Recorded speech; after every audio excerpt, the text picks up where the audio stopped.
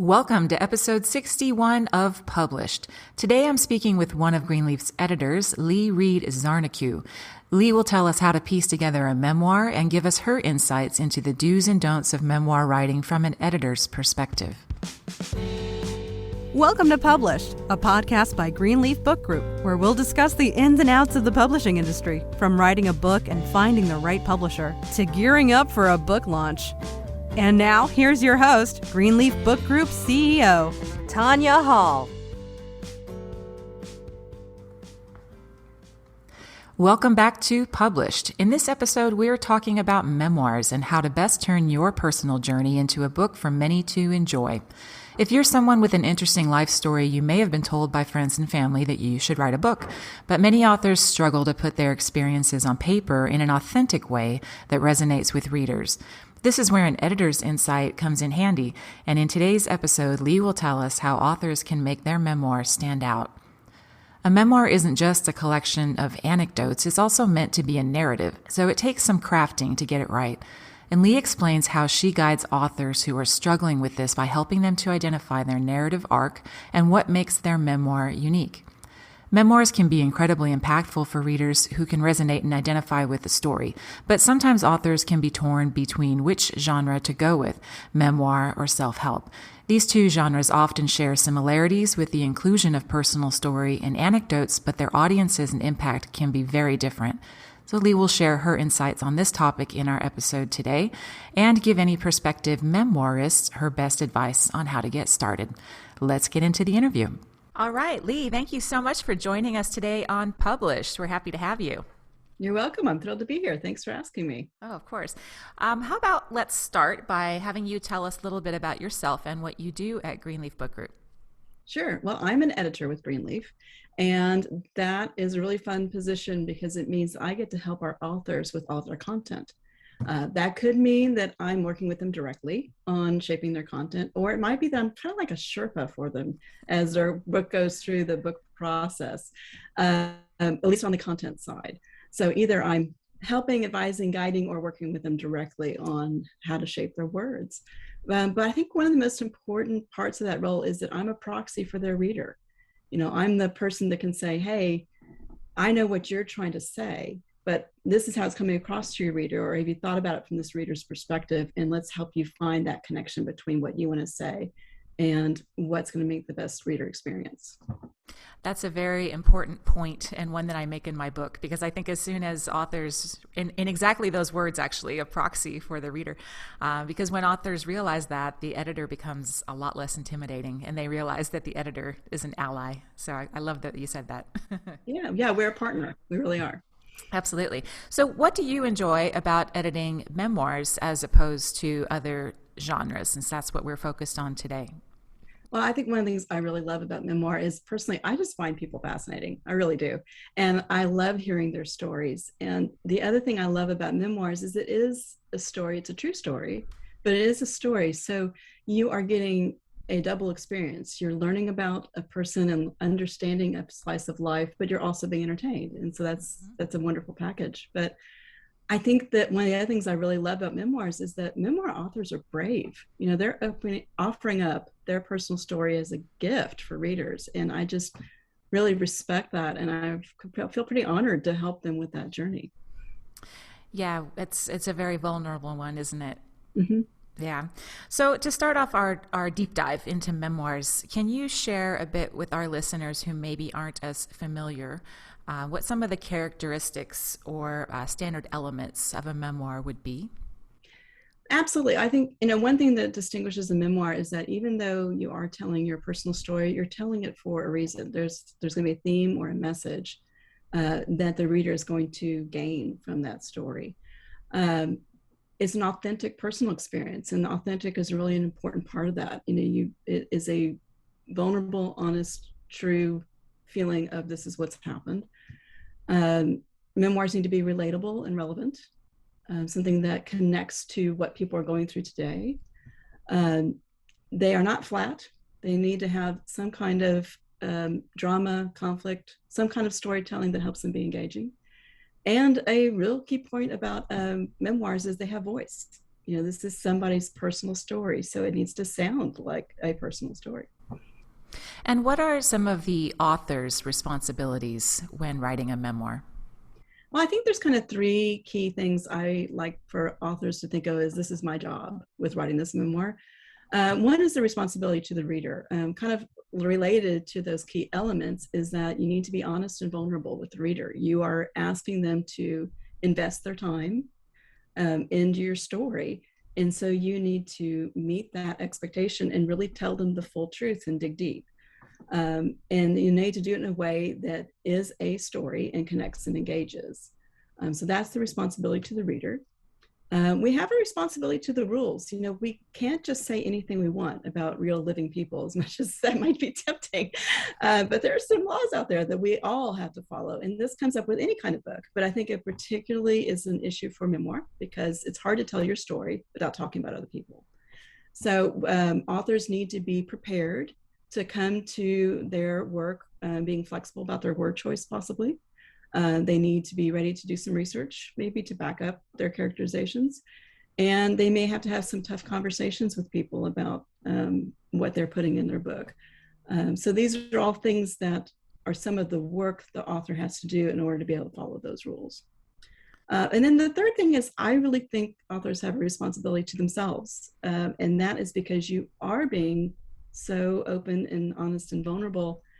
You have to take care of yourself. This is not a simple thing to do. And it's going to be a very emotional journey, some ups, some downs.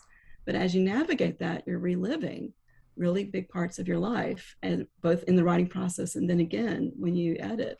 So I really encourage authors to think about how are they going to care for themselves as they go through that emotional journey more than once. Yeah, that's a really good point. And as an aside, I would tell our listeners when it comes to things like releases, which are very important in the world of memoir, perhaps consider listening to the published episode that we did on releases because there's probably more to it than you think. That's right. Now, speaking of releases, what are some of the common mistakes that you see authors make when writing a memoir? Well, I think some of it is one of the things we've mentioned about don't forget the reader's experience. So often you think it's my story. This is what I want to say. And that's great. But remember, you're offering this to the reader and you want the reader to want to invest in not only to buy your book once, but then to tell everybody else it's fabulous and that they should get it too. So you have to sometimes kind of put the I aside and think about what of my story it makes the best reader experience. So that is one thing we see. Another one is kind of like a series of knots, is to remember that this is not an autobiography, meaning it's not a step-by-step chronology of your life necessarily, even if we end up telling it in chronological order. It's not an encyclopedia entry or an Oscars acceptance speech. We're not looking for, brief skimming over the highlights and not going deep. And we're not looking for just a litany of here's all the wonderful people in my life that made it possible and only that. We're not looking for that lecture where you're talking down to people or only teaching. In fact, the teaching should come from the experience, not necessarily from explicitly on the page. And we're not looking for a diary. We're not looking for only every thought that comes out of your mind without any arc to it and without any shape to it. So I think it's the knots that sometimes sort of help people realize, hey, maybe I need to rein it back in or get some help with shaping my memoir. You said something right at the top of that answer that I think a lot of listeners might not realize, which is that a memoir is not necessarily an autobiography. Can you further explain that? Because I think a lot of people might not know the difference. Well, so in an autobiography, you're talking about what are the steps of my life almost. I was born here. This is the town I grew up in. This is my parents were so and so and so and so. And these were their jobs. And you go all the way through all of the steps of your life. And you're really kind of putting out a very linear, descriptive facts about your life. And you're laying it out there as in somebody wants to research you and wants to know about you. And a memoir, you have something to share. You have a message that you think will help someone else. And so you're going to cherry pick from the parts of your life that help convey that message. And so I like to think of it more as a series of anecdotes that support that key theme or key message rather than every single thing that's happened in your life. That makes sense. And you also mentioned that there's this need to balance the personal elements of their story with being authentic and keeping the reader in mind. And of course, nobody wants to read a memoir that it's like somebody's diary. I did this, and then I woke up and I did that. So how can an author find that special balance of personal elements and yet a compelling story? And do you have any examples you can share? Sure. I think the most important thing is to know your message. And in fact, a lot of times when I'm working with any author, whether it's on memoir or any genre, is I ask them, we work on what is that message, and I have them put it someplace where they're writing so that they remember that this is my goal here, is to tell this message. Then I would encourage people to kind of look at all those different anecdotes you want to include and evaluate them. Does this support the message I'm trying to give? If it doesn't, then unless it's adding to the atmosphere or tone of the story, it's probably not needing to be there. And so we might be able to pull a few things out. I often actually would encourage people that they could write their vignettes, their anecdotes out of order. And that might help break that need to put in all of these, and then I did this, and then I did that don't really serve the message. And it really helps you focus in on what's important about this vignette. So writing it out of order is not necessarily a bad idea. You can then shape it back together. And I think another sort of helpful way to look at it is think about when you go to a movie, or even better, to a play. And the director and the screenwriters have made choices about what they show you because they only have so much time. And even with the play, even better, they only have so much set to work with and so many characters. So they have been very discerning. They've curated the story to just what you need to know to serve what that needs to be delivered for your experience. And kind of think of it that way. If you're going to take the director's fingers and look at the different anecdotes in your life and say, yes, this is the one that really frames what I'm trying to say. So think like a director. Some examples that I love, take that to heart and sometimes don't even put things chronologically, or they have a chronological arc and they employ a lot of fiction tools of flashbacks and reveals as they go. So if you think about Augusten Burroughs and some of his fun work, and one that that stuck with me was Toil and Trouble. And that's an unusual book. I mean, he is talking about being a witch. It's not a typical book, but he uses some chronology about a storm that's coming their way and the house that he and his partner purchased, and a tree that he knows is unhealthy and that nobody else can see it yet. And that tree coming up throughout as a marker in the book of the fact that he can see and understand things that other people don't pay attention to yet is really helpful. So when we're talking about the tree, it's not just, by the way, we bought this house and there was a pretty tree. We actually understand that the tree means something. And what we're revealed about his story with his partner kind of comes along in those pieces of, here's how I can show you how I understand things before other people do. And that tree's the metaphor. I think other people that do that well, a lot of people know Cheryl Strayed's Wild. She also takes you on the chronology of her hike on the Pacific Northwest Trail, but you learn so much about her personal life before then in small snippets that fit the drama of what's going on the trail, and it comes up at the right time. I think those are some of the best examples that I can think of. But even if you look at books that are maybe only partial memoir and are designed to kind of be more teachers, I can think of Admiral McRaven's The Hero Code. Not really a traditional memoir, it's more of a set of lessons, but it is his anecdotes from his personal experience. And again, those are great, short, focused vignettes that they start when they need to and they end when they need to, and they cover the key point he wants to show you. Great. Those are wonderful examples, and you've added to my reading list in a few cases there. And I know that in those and in many of the memoirs that we love here at Greenleaf, there's a very distinct author voice. That's so important, of course, to developing a compelling read, whether it's funny or aspirational or serious. So do you have any tips or guidelines or advice as to how an author can find their own unique and distinct voice? Absolutely. Actually, memoir authors can learn a lot from fiction authors, because they often have to do the same thing with creating compelling, engaging stories, showing rather than telling, and finding their voice. So you can use a lot of the same tools that are written for fiction authors, if you look at that. But some of those include, first of all, finding a place or time to write where you can really be authentic.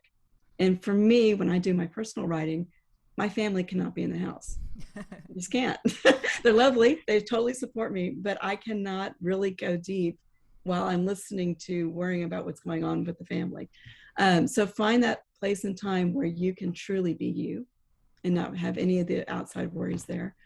Another technique that a lot of fiction writers use that would work well for a memoir author would be to free write, meaning you just sit down and force yourself to write for a certain amount of time, and you don't worry about what you're saying. Don't pick a topic necessarily that's even in your book. Just pick something that you feel like you can sit down and write about. Set it aside, come back to it maybe a week later, and read it with fresh eyes and highlight what you like, what really sings to you, what sounds like you, and you'll start to see what your voice is there.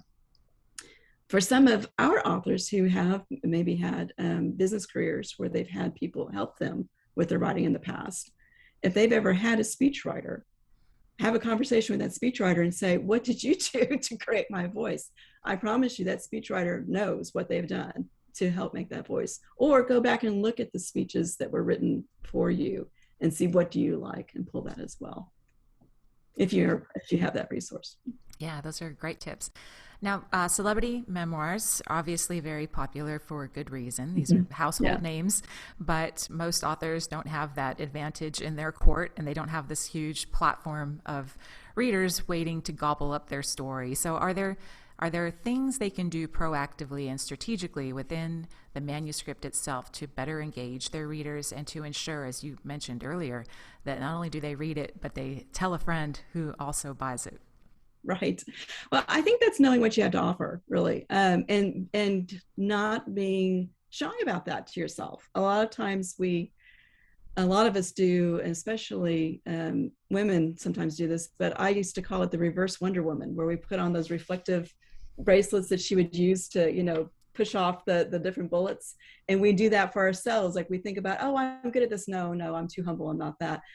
So no, go ahead and own what you have to offer. And then think about that. Do you have a unique perspective maybe to offer? Do you have some unflinching honesty? Are you willing to go there when other people aren't? Do you have an untold story on the problem of the day? Do you have a captivating voice? Some people know that they have a great way or people tell them, of being able to tell a story. Can you offer a peek behind the curtain that nobody has offered before? And so think of these things and know what you have to offer. And that is something that you can bring out both in your story when you're deciding what vignettes, what anecdotes am I going to include, what supports that I have to offer, but also too when you're working with your book team about your marketing copy and how you are going to go out and let people know about your fabulous book. Be able to state that very clearly. This is what this book offers to the world. And I think that's, again, simply a place where an editor can help and where a book team can help. Is sometimes you may not see that, but when we listen to you talk and we have conversations and we read your work, we might be able to see it and might be able to help point it out for you.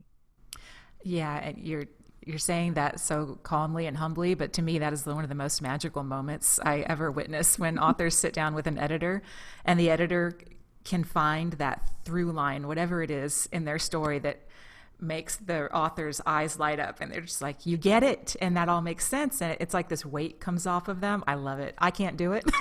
And so I think I'm especially in awe of it when I watch you guys do it. It's just amazing. Now, you talked about what an author wants to achieve in telling this story, and I think something we often see in memoirs an author wants to teach in a roundabout way. Sometimes they want to teach their readers about some lesson that evolved in their life or something they learned. And these books can start to straddle a line between memoir and self-help. And sometimes I think it's, and you mentioned McRaven's is even like that, but it's prescriptive sometimes as much as it is memoir. And that can be good and bad because it can create some challenges when it comes to publishing and figuring out which genre is it. So can you give any advice or help an author understand maybe when they should veer one way or the other, or how can they, if they're dead set on memoir, how can they incorporate that type of advice and still stay true to the memoir genre? Well, I think there's kind of three different things to look at. One is, what is your goal? Do you want to teach, or do you want to inspire and share? And that's a real honest conversation you'd have in the mirror. Which one is my bigger driver that I want to do? If your biggest driver is to teach, then probably we need to look at either self-help or business leadership or essays, like even if you're teaching on a big issue for society, like Ta-Nehisi Coates, for example, there's a lot of memoir element in there, but depending on if you were going to focus more on personal story, some of his books and essays are memoir, or if he's going to talk about how he sees race in society, then that's more of essay and nonfiction. So what is that goal? Is it teach? Or if it's inspire and share, meaning you want to offer it up and let people take from it what they will, then that's memoir.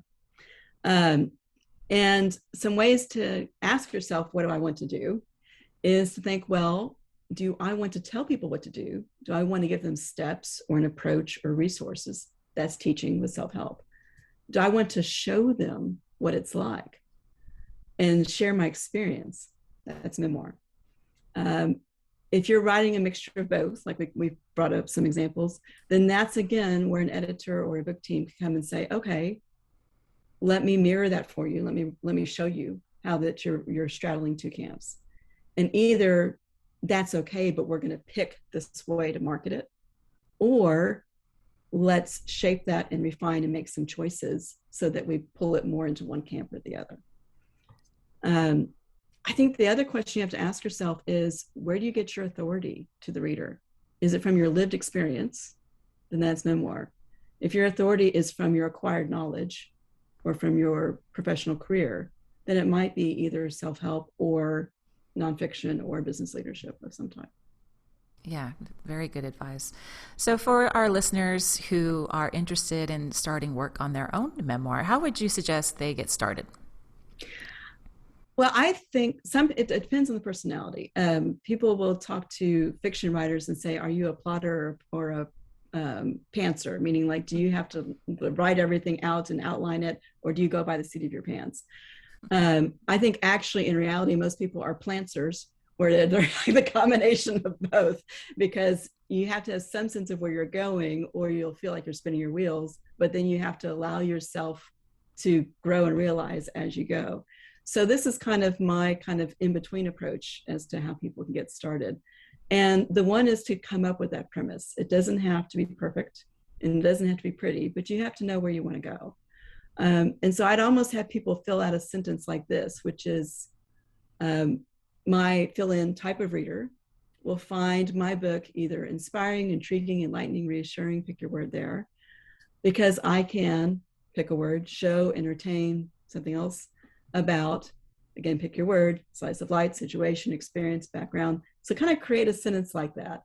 This is what my book is going to do for a reader because I can show this. You can also think about I can help them feel this too. Might also be part of it. So come up with that premise and then maybe brainstorm a list of anecdotes from your life that support that theme. Don't worry about the order. Don't worry about judging them yet. Just start brainstorming that list. And then write about each of those anecdotes, again, in the order that speaks to you and that is most connected to that theme, not necessarily in chronological order. And then read it over and see what's taking shape. And that's, again, where, a good developmental editor or, some good friends can help you start seeing that arc if you need it. So that's that kind of in-between space. Some people who are outliners might just start really making sure they've got that proper outline for the arc, but they just need to take care that it doesn't become a linear chronological story. So that's kind of why I like that brainstorming the anecdotes, start writing each anecdote and see what's coming to life for you. And I love the way you've described the premise, because as I'm listening to you, it sounds like a mission statement. We would, for a business, we would talk about a mission statement being the thing that is your North Star, that guides all of the decisions and your strategy and so forth. And that's really what this premise is in terms of the promise to the reader that our author is working toward. That's right. Or if people come from more of a marketing background, they might think of the call to action. And I often will tell people, think about, what do you want your reader to either know, understand, feel, or do? And is there, and then how does that help you then come up with that premise statement? Yeah, wonderful. Well, do you have any parting advice for our existing or aspiring memoir listeners today? I would say don't be daunted by anything we talked about today. Sometimes people get a little scared to get started when they know they can do it. And to, again, go back to that responsibility to yourself of taking care of yourself. And part of that taking care of yourself is knowing that this is work, but it's rewarding work, and it feels really good when you get through it. So just find your way to help yourself not get in your own way and take the plunge and go for it. Awesome. Lee, you've been wonderful. Thank you so much for joining us today. Thanks again for having me. It was a pleasure. That's it for our episode today with Lee, and we hope you enjoyed learning all about memoirs. For notes and resources from today's show, go to greenleafbookgroup.com/episode 61. You can also find advice for writing, publishing, and promoting your work in my book, Ideas, Influence, and Income, which you can learn more about at ideasinfluenceandincome.com. If you've enjoyed our show, please rate and review us on iTunes, Spotify, or wherever it is you listen to your podcasts. It means a lot to have your feedback and helps us make sure we're answering your publishing questions. A big thank you to Eleanor Fishborn, who produces the Published podcast, and we will be back next month with another new episode.